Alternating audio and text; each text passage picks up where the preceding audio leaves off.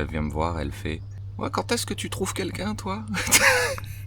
Bien sûr, quand est-ce que tu trouves quelqu'un, ça veut dire quand est-ce que tu trouves une petite amie, une femme, je ne sais pas quoi. Alors c'était la fête de la musique.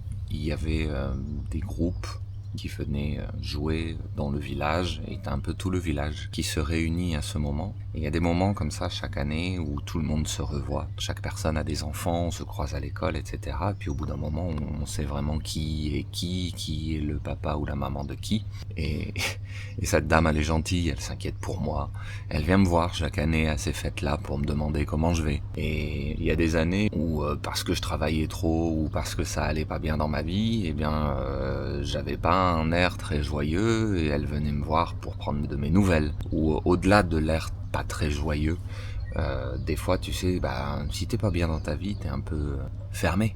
Et tu parles pas trop aux gens parce que t'es fatigué, tout simplement. Et du coup, elle, comme elle est peut-être plus extravertie que moi, elle vient me voir parce qu'elle veut me tenir compagnie, tout simplement, elle est gentille. Donc dans le passé, elle est déjà venue me voir pour me demander comment j'allais, pour me dire oh, j'ai l'impression que t'es fatigué, essaie de prendre du temps pour toi, essaie de vivre un peu, parce qu'elle voyait bien que je faisais tout pour ma fille et qu'il n'y avait pas de place pour moi. Et bah moi hier j'étais très content parce que cette année ça se passe bien, ma fille elle est heureuse, moi je suis aussi de mieux en mieux dans ma peau. Oui, j'ai beaucoup travaillé ces derniers temps, mais bon, globalement je trouve que je fais mon bonhomme de chemin, je suis heureux dans ma vie, voilà. Et elle dit ah bah je viens te voir un peu tard cette année. Je dis comment ça un peu tard? Et elle me dit bah je vois que tu t'es fait plein de copains. Parce que d'habitude, bah, je suis fatigué, donc je vais pas trop vers les gens. À ce moment-là, je reste pour ma fille, pour qu'elle joue, pour qu'elle s'amuse. Mais cette fois-ci, bah, j'étais toujours avec 3, 4, 5 personnes parce que je connaissais plein de monde. Je sais plus si j'en ai déjà parlé dans cette chaîne, mais c'est pas toujours les autres gens, tu sais, ça vient de toi. Si t'es pas ouvert aux autres, bien sûr, ils viennent pas vers toi. Et ça se ressent, tu vois. Et là, comme j'étais détendu et que j'étais bien, ces derniers temps, ces dernières années, eh bien, les gens viennent plus me parler. Donc, elle vient me voir un peu plus tard, et puis elle me dit, je viens quand même te voir, parce que je veux prendre des nouvelles. Encore une fois, elle est sympa. Hein. C'est rare, des gens comme ça qui s'intéressent aux autres. Je dirais, elle a pas d'intérêt à venir me parler, elle a rien à gagner à venir me parler, mais elle vient le faire, et je pense qu'il faut savoir apprécier ça. Moi, je lui en veux pas, peut-être un peu invasive des fois, parce qu'en fait, elle le fait avec des bonnes intentions. On en revient au sujet, elle me dit, bah, quand est-ce que tu trouves quelqu'un, toi? Et je lui dis, bah, c'est pas un sujet. Dis-moi, non, ça va. Et, et elle me dit mais comment ça? Mais il faut que tu cherches, faut pas que tu restes tout seul, tu vas trouver la bonne, c'est parce que t'as pas trouvé la bonne, bla bla bla bla bla. Tu vois, le discours, si tu trouves la bonne personne pour toi, bah tu seras beaucoup plus heureux de partager la vie avec quelqu'un. Et je lui ai dit franchement, je suis fatigué. C'est pas au programme. Ça fait 2 ans que je suis divorcé, hein. Et plus le temps passe, et moins j'ai envie. Je pense que je consacre énormément de temps à mon boulot, parce que j'adore les petits étudiants que j'essaie d'aider, etc.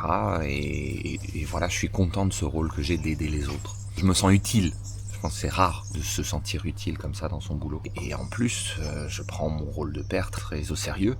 Comme je suis tout seul avec ma fille, toute la logistique est sur mes épaules. Parfois, ça me stresse énormément parce que j'ai cette espèce de peur, tu sais, de mal faire. Genre, elle a, je sais pas, une sortie scolaire, elle va aller visiter je sais pas quoi avec l'école et il fallait prévoir certaines choses. Et j'ai toujours cette petite voix dans la tête qui me dit est-ce que t'as pas oublié quelque chose? Est-ce que t'as pas oublié quelque chose? C'est un stress un peu constant. J'ai rien contre les femmes en général, hein, mais il faut être réaliste. Tu vas pas sortir et trouver quelqu'un comme ça en 2 secondes. Ça te demande un investissement en temps, en énergie que j'ai pas. Et donc c'est ce que j'ai essayé de communiquer à cette dame. Et franchement, j'ai pas l'énergie. Je pense que si tu veux rencontrer quelqu'un, tu vas pas rencontrer une personne et c'est fini. Tu vas rencontrer plusieurs personnes, tu vas communiquer, tu vas parler. J'ai pas cette énergie et je me sens pas de le faire. Et puis, j'ai toujours ce problème, c'est que je manque tellement de temps que si je passe du temps avec une personne comme ça, c'est du temps que je passe pas avec ma fille. Ça me pose un gros problème. J'ai pas assez de temps pour pouvoir le diviser entre plusieurs choses. Si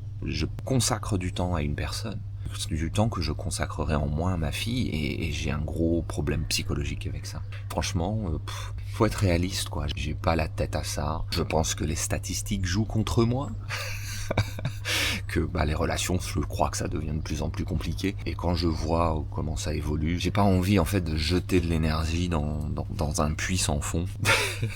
et d'espérer de créer quelque chose, quoi, tu vois. Parce que oui, bien sûr, quand tu partages vraiment quelque chose, c'est super, mais quel est le pourcentage de réussite? On vit dans un monde du paradoxe du choix, donc tout le monde pense qu'on a beaucoup de choix et beaucoup d'opportunités, alors qu'en fait, pas tant que ça. Souvent, c'est pas facile.